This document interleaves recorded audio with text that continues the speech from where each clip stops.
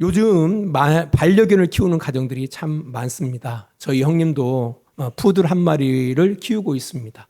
한 번은 형수님 지인께서 애국으로 가시면서 예쁜 푸들 한 마리를 입양하게 되었어요. 전에 있던 그 푸들도 있었는데 아무튼 예쁜 푸들을 입양하다 보니까 그 원래 있었던 푸들이 그렇게 질투하더라는 겁니다. 새로 온 그 푸들을.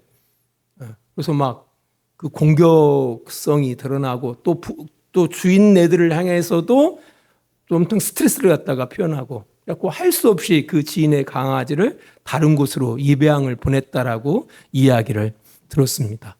그러니까 이 강아지도 질투한다라는 얘기예요.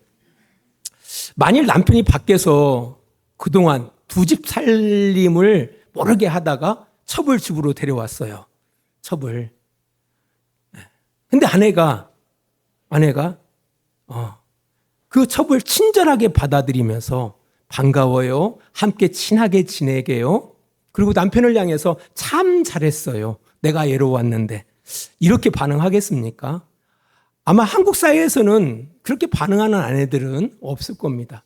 만약 그렇게 반응한다라면은 그 아내는 정신이 이상한 사람이든지 아니면은 남편에 대하여 전혀 애정이 없는 사람일 가능성이 높습니다. 탈무드에 그 여자의 질투심에 대한 이런 이야기가 있습니다. 남자들이 3, 3, 5 모여서 아내들의 질투심에 대하여 이야기하고 있었습니다. 한 남자가 이렇게 말합니다. 이브도 아담에게 질투를 느꼈을까? 오랫동안 진지한 대화 속에서 이런 결론이 나왔습니다. 이브도 질투를 느꼈을 것이다. 왜? 질투가 따르지 않는 사람은 없고 질투하지 않는 여자도 있을 리가 없으니까. 아마 이브는 아담이 돌아올 때마다 그의 갈빗대를 세워보았을 것이다. 그렇습니다. 사람은 누구나 질투하는 존재라는 겁니다. 오늘 우리가 읽은 본문에도 여호와 하나님께서는 이스라엘을 향하여 질투하시는 하나님이라고 말씀하십니다. 신명기 6장 15절 말씀입니다. 너희 중에 계신 너희의 하나님 여호와는 질투하시는 하나님이신즉 너희의 하나님 여호와께서 네게 진노하사 너를 지면에서 멸절시킬까 두려워라 라고 기록하고 있습니다. 여호와 하나님께서 이스라엘 백성을 향하여 질투하신다. 그래서 하나님을 질투케 하시면은 이스라엘을 지면에서 멸절시킬 수도 있다. 그러니까 두려워하라라고 말씀하고 있습니다. 이제까지 우리가 믿는 여호와 하나님께서는 사랑의 하나님, 다감한 하나님으로 생각하고 있었습니다. 그런데 오늘 본문 말씀을 바라보면은 여호와 하나님께서 질투하시면은 정말 무섭구나라는 생각을 갖게 되어져요. 그래서 당혹스럽습니다. 그래서 이게 도대체 무슨 말씀인가 생각하고 성경에서 질투라는 단어를 한번 쫙 찾아봤어요. 총 32번이 기록되어져 있더라고요. 특별히 요즘 우리가 모세오경 가운데 신명기에 드러난 하나님에 대해서 살펴보고 있기 때문에 모세오경을 찾아봤어요. 그랬더니 총 11번이 기록되어져 있더라고요. 그 가운데 10번이 여호와 하나님, 질투하시는 여호와 하나님과 관련된 단어였습니다. 그래서 그 찾은 내용들을 쭉 연구해 봤어요. 연구해 봤더니 두 가지 공통점이 있더라고요. 이게 첫 번째는 여호와 하나님께서 이스라엘을 향하여 질투하신다라는 말씀은 시내산 언약 이후에 이스라엘 백성들에게 하신 말씀이더라고요. 그러니까 시내산 언약 이전에는 이런 말씀이 없어요. 하나님이 질투하신다라는 말씀이 언급되어지지 않습니다. 그러나 시내산 이후에서부터 하나님은 질투하시는 하나님이시다라고 말씀하고 있어요. 특별히 그 대상이 누구죠? 이스라엘 백성. 이스라엘 백성을 향하여 이 말씀을 하시고 있다라는 겁니다. 우리 출애굽기 20장 5절 말씀입니다. 그것들에게 절하지 말며 그것들을 섬기지 말라. 나 네 하나님 여호와는 질투하는 하나님인즉 나를 미워하는 자의 죄를 갚되 아버지로부터 아들에게로 3, 4대까지 이르게 하거니와라고 기록하고 있습니다. 그래서 미루어 짐작할 수 있는 것은 하나님과 이스라엘 간의 언약이 이루어지기 이전에 이스라엘 백성들에게 이 말씀을 하시고 있는 것이 아니다라는 거예요. 근데 그 이야기는 하나님을 전혀 알지 못하는 이방인들에게 여호와 하나님은 질투하시는 하나님이니 다른 신들을 섬기는 자들은 하나님이 멸절시키신다라고 적용할 수 있는 말씀이 아니다라는 얘기예요. 이해 가시겠어요? 예. 그러니까 이것은 하나님과 언약을 맺은 이스라엘 백성들에게 주시는 하나님의 말씀이에요. 꼭 이와 같습니다. 우리 동네에 사는 세댁 순이가 초등학교 동창회에 가서 만난 그 동창 돌쇠와 바람을 폈어요. 이 이야기를 내가 들었어요. 내가 그렇다고 해가지고 세댁 순이를 질투할 이유가 없어요. 왜 질투할 이유가 없습니까? 나와 전혀 관계가 없기 때문에 질투할 이유가 없는 겁니다. 만약 그거에 대해서 질투하면 그게 이상한 거죠. 하지만 그 세댁 순이의 남편은 다르죠. 그죠? 세댁 순이의 남편은 이건 심각한 상황이에요. 내 아내가 내 아내의 동창과 바람을 폈다라는 거예요. 심각해지는 겁니다. 여담이지만 그래서 제가 제 아내도 동창회에 못 가게 합니다. 요즘 하도 이런 일들이 많이 일어나고 가지고요. 특별히 지금 간통죄가 없어졌잖아요. 그러다 보니까 별의별 일들이 많이 펼쳐집니다. 특별히 동창회에서 그런 썸씽들이 많이 일어난다라는 거예요. 저도 제 아내를 사랑하거든요. 그래서 동창회에 못 가게 합니다. 네. 그 뜻을 알았으면 좋겠어요. 네. 네. 하나님께서 이스라엘을 향하여 나 여호와 하나님은 질투하신 하나님이라고 말씀하시는 것은 그 대상이 누구라고요? 그와 언약을 맺은 이스라엘 백성들에게 하시는 말씀이라는 겁니다. 이건 당연히 우리 성도들에게도 동일하게 적용되어진다라는 겁니다. 왜? 우리는 하나님의 자녀들이에요. 그렇죠? 하나님의 성도들이에요. 이스라엘을 향하여 여호와 하나님께서 그들을 질투하시는 것처럼 우리 성도들을 향해서도 하나님께서는 뭐 하신다고요? 질투하신다라는 겁니다. 이 첫 번째 공통점이 여기에 있어요. 두 번째 공통점은요. 이게 다 우상 숭배와 연관되어진 말씀이라는 겁니다. 우리 출애굽기 20장 4절 말씀입니다. 너를 위하여 새긴 우상을 만들지 말고 또 위로 하늘에 있는 것이나 아래로 땅에 있는 것이나 땅 아래 물속에 있는 것에 어떤 형상도 만들지 말며라고 기록하고 있습니다. 앞에서 출애굽기 20장 5절 말씀을 읽었어요. 그 앞에 있는 말씀이에요. 다 우상 숭배와 연관되어져 있다라는 겁니다. 여기서 우리가 잠깐 생각해 볼 부분이 있습니다. 순이 남편이 순이에 대해서 질투해요. 그죠? 괜히 순이가 나왔네요. 근데 분명한 대상이 있어요. 첫 번째, 아내에 대해서 질투하는 것이고요. 또 미워하는 대상이 있죠. 순이의 동창 돌쇠를 미워하게 돼 있습니다. 분명히 대상이 분명해요. 근데 문제는 뭐냐면요.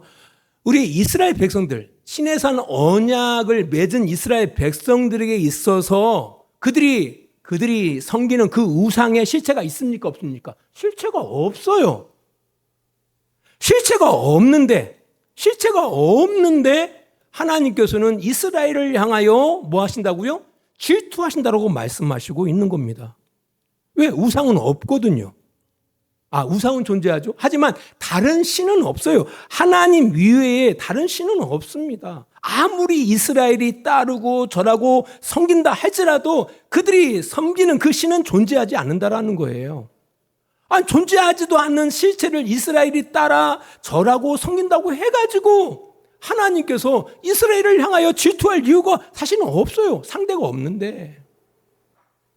한번 생각해 보세요. 여러분의 아내가 요즘 한참 뜨는 이명웅이를 갖다가 사랑한다고 하십시다. 이명웅하고 여러분 아내하고 무슨 상관이 있습니까? 여러분 아내에 대해서 이명웅이 몰라. 아내의 그냥 마음일 뿐이지.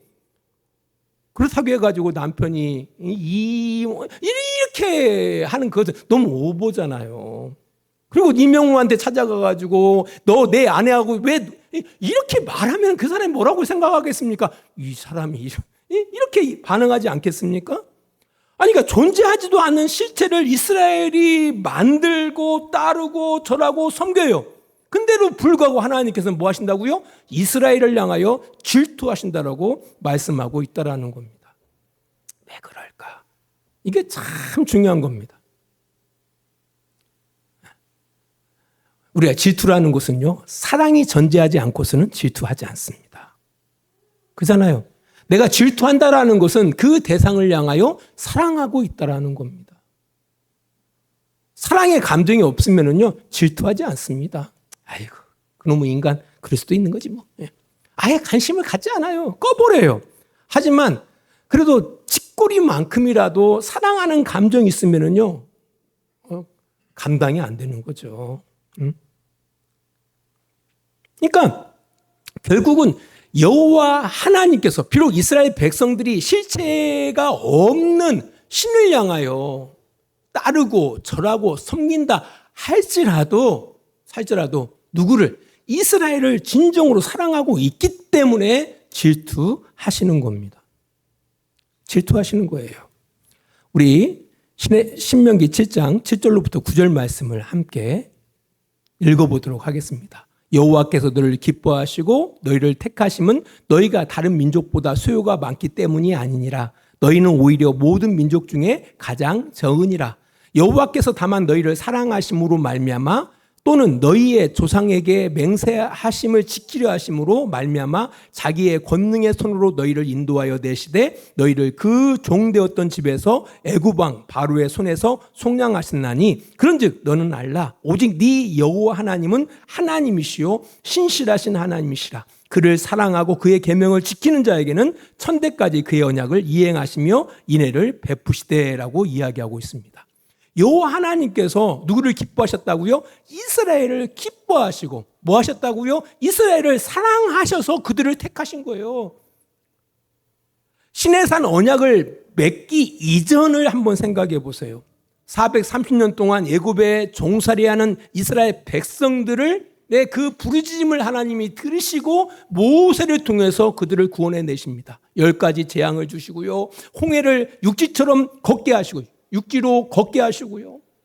만나와 메추라기로 낮에는 구름 기둥과 밤에는 불 기둥으로 또한 반석에서 물을 내게 하심으로 신의 광야까지 그들을 인도하신 거예요.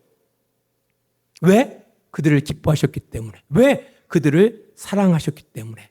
언약을 맺기 이전에 이미 그 하나님의 사랑하심, 누구를 향하여? 이스라엘을 향하여 사랑하심이 이미 시작된 거예요. 심지어는 그 조상 때 아브라함과 이삭과 야곱 때에 언약하신 그 언약을 기억하사 이스라엘을 향하여 그 일을 행하셨다라는 거예요. 언제부터? 언약을 맺기 이전부터 그들을 기뻐하셨고 그들을 사랑하셨다라는 거예요.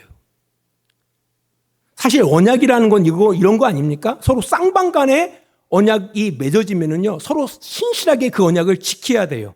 만일 누가 불성실하게 언약을 갖다가 지키지 않으면은 그 언약은 파기되어집니다.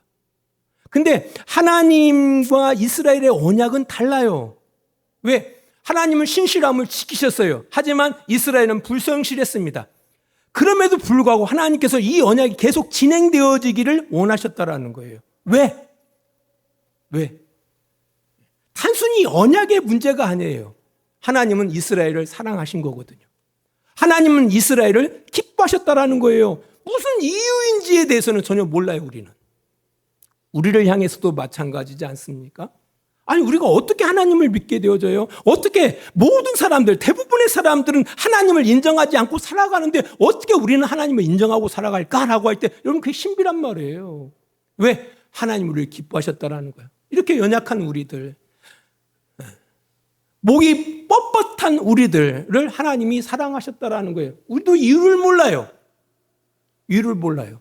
그리고 새 언약으로 언약 백성이 되게 하셨어요.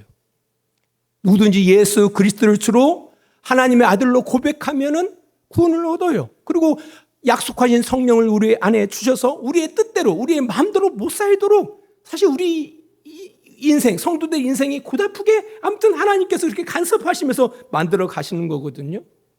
우리가 신실합니까? 우리는 늘 하나님 앞에 불성실해요. 그럼에도 불구하고 하나님께서는 계속해서 그 언약을 지켜가기를 원하신다라는 거예요. 왜요? 그 이전부터.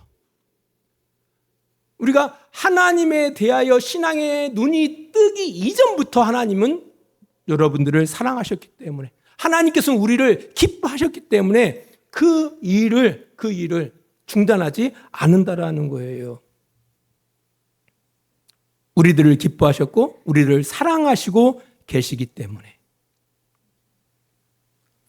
이런 큰 틀을 가지고 여호와 하나님은 질투하시는 하나님이시다라는 말씀을 생각해 보면은 이해가 되는 거예요.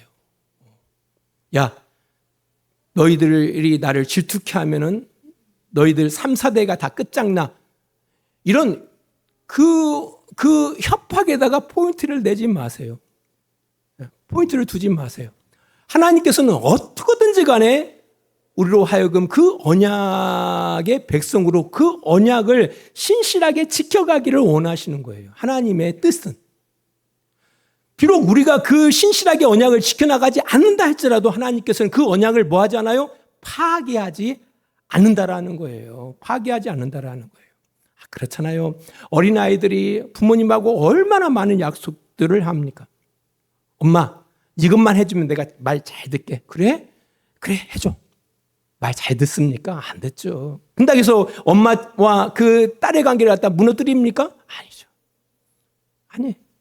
사실 그 언약 속에서는 뭐가 들어가 있어요? 어머니의 신실함도 들어가 있지만요, 자식에 대한 기대가 거기에 담겨져 있어요. 그죠? 부모의 자식을 향한 기대가 있거든요. 훌륭해지기를 원하는 거거든요.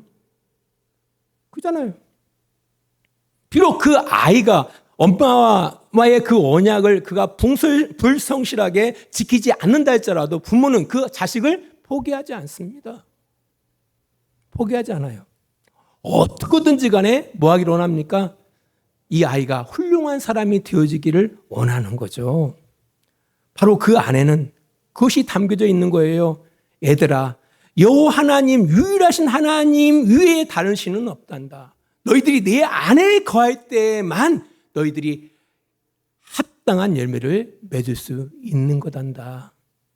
너희들을 위하여 새긴 우상을 향하여 따라가고 절하고 그걸 섬긴다 할지라도 그건 헛된 것일 뿐만 아니라 그것이 너희들을 위하여 아무것도 해줄 수 없단다. 이 부분을 어떻게 해요? 그렇게 표현하고 있는 거예요. 나는 질투하는 여호와 하나님이다라고 이야기하고 있는 겁니다. 이것을 아주 조금 드라마틱하게 표현한 한 성경의 말씀이 있습니다. 우리 신명기 32장 21절입니다. 신명기 32장 21절 한번 보겠습니다. 그들이 하나님이 아닌 것으로 내 질투를 일으키며 허무한 것으로 내 진노를 일으켰으니 나도 백성이 아닌 자로 그들에게 시기가 나게 하며 어리석은 민족으로 그들의 분노를 일으키리로다 라고 기록하고 있습니다. 좀 어렵죠. 그래서 새번역 성경에서는 이렇게 번역하고 있어요. 우상을 섬겨서 나를 격분시켰고 신이 아닌 것들을 신이라고 섬겨서 나의 질투에 불을 지폈다. 그러니 이제 나도 내 백성이 아닌 딴 백성을 내 백성으로 삼아서 그들의 질투심에 불을 붙이고 어리석은 민족을 내 백성으로 만들어 그들을 격분시키겠다라고 번역하고 있어요. 그러니까 맞바람을 피우겠다라는 얘기예요. 아내가 바람을 폈어? 그래, 나도 맞바람 피우겠어. 막 이런 거. 아주 드라마틱하지 않아요? 요즘 나오는 뭐 그런 어떤 드라마에 나올 만한 그런 작은 소재들 아닙니까? 얼마나 사랑하시면 그 이스라엘을 얼마나 사랑하시면 그 이스라엘을 얼마나 기뻐하시면은 하나님께서 그렇게 표현하고 계시는 거예요. 하나님은 그들을 언약 이전에 이스라엘을 사랑하셨어요. 언약 이전에 하나님께서는 그들을 기뻐하셨다라는 겁니다. 이 일로 인하여 하나님께서는 어떻게 해서든지 간에 그의 백성 이스라엘이 누구를? 하나님을 섬기기를 원했던 거예요. 하나님 외에 다른 신을 향하여 섬기는 것을 기뻐하지 않았다라는 거예요. 왜? 이스라엘을 위해서. 그들을 향한 하나님의 분명한 목적이 있었거든요. 하나님은 그들의 하나님이 되어지고 그들은 하나님의 백성이 되어지는 거. 신약 시대로 돌아와서 그리스도 안에서 하나님의 형상을 이뤄나가는 그 분명한 목적이 있었기 때문에 자신을 질투하는 여호와 하나님이라고 표현했던 겁니다. 이런 사실을 구약 호세아의 말씀을 통해서 분명하게 알 수가 있어요. 하나님께서는 갑자기 선지자 호세아에게 나타나서 이렇게 말씀합니다. 너는 음란한 여인과 결혼하라라고 명령하십니다. 이에 호세아가 명령을 따라서 창녀 고멜과 결혼을 하고요. 3명의 자식을 낳습니다. 그러나 이 고멜은요, 결혼한 후에 계속해서 음란한 삶을 살아갑니다. 이 서방 저 서방, 그리고 집 나가요. 하나님이 호세아에게 나타나 말씀하십니다. 그 여인을 다시 데리고 오라. 데려와서 또 살다 보면 또 나가서 음란한 삶을 살아가요, 고멜이. 이게 계속 되어지는 겁니다. 이 호세아의 이야기는요, 여호와 하나님께서 가늠하는 이스라엘 백성들을 포기하지 아니하시는 하나님의 그 깊으시고 신실하신 사랑을 이야기하고 있다라는 거예요.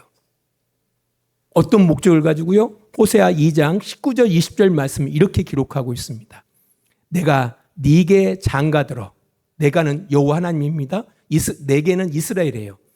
하나님께서 이스라엘에게 장가들어 영원히 살되 공의와 정의와 은총과 긍휼이 여김으로 네게 장가들며 진실함으로 네게 장가들리니 내가 여호와를 알리라라고 말씀하고 있는 겁니다. 목적은 이거예요.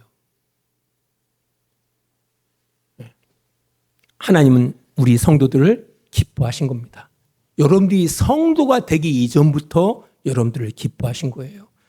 여러분들이 성도가 되기 이전부터 여러분들을 사랑하시는 겁니다. 그리고 여러분들을 향한 기대가 있습니다. 정의롭고 공의롭고 긍휼이 풍성한 하나님의 백성이 되기를 원하시고 있다라는 거예요. 이 일을 위해서 하나님께서는 뭐 하신다라는 겁니다. 질투하신다라는 겁니다. 질투하신다라는 겁니다. 뭐에 대해서? 헛된 것들을 향하여 우리가 따라가고 그에게 절하고 그들을 섬길 때에 우리들을 하나님이 질투하신다고 말씀하고 있는 거예요. 사실 복음을 받아들이기 전에 우리가 하나님을 믿기 전에 우리의 습관과 문화도 우상이 될 수가 있습니다. 우리의 습관을 따라 살아가거든요. 근데 그것을 하나님이 기뻐하지 않거든요. 그렇게 살아가면 훌륭한 사람이 될 수가 없어요. 그래서 하나님이 우리를 질투하셔요. 야 이놈아, 그렇게 살다가는 훌륭한 사람이 될 수 없어. 재물과 탐욕과 음욕도 마찬가지죠. 요즘 이 자본주의 사회 가운데 가장 큰 우상은 뭡니까? 탐욕 아닙니까? 물질 아닙니까? 근데 그것들은 모두 하나님으로부터 멀어지게 만들어요. 그것이 우리를 어떤 편리하기는 해줄 수가 있어요. 하지만 영원한 것들은 제공할 수가 없다라는 거예요. 그것을 목적으로 살아가다 보면은요, 우리가 하나님이 우리에게 기대하시는 그런 정의롭고 공의롭고 긍휼이 풍성한 하나님의 형상을 이룰 수가 없는 거거든요. 그래서 하나님께서 싫어하시는 거예요.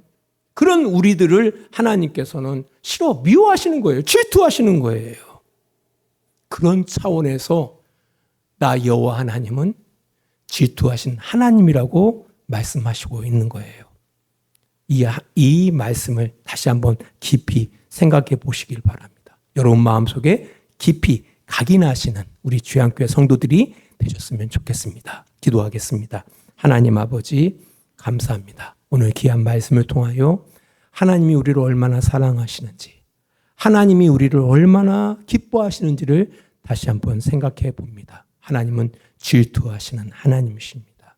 이 사실을 기억하게 하시고 우리의 모든 일상 속에서 하나님이 싫어하는 것, 하나님이 미워하시는 것을 행하지 않도록 우리의 삶을 삼가 지켜나가는 복된 우리 주양교회 성도들이 다 될 수 있도록 주님 도와 주시옵소서. 예수님 거룩하신 이름으로 기도합니다. 아멘. 이제는 우리 아버지 하나님의 그 크신 사랑하심과 예수 그리스도의 은혜하심과 성령의 감화와 감동과 지키시고 인도하심이 시간을 구별하고 교회 공동체 가운데 모이게 하시고 또 말씀을 듣고 변화를 받아 하나님이 기뻐하시는 삶을 살아가기를 원하는 귀한 성도들의 머리 위에와 그들의 가정과 직장과 사업장이 다 되어지기를 예수 그리스도의 이름으로 간절히 축원하옵나이다. 아멘.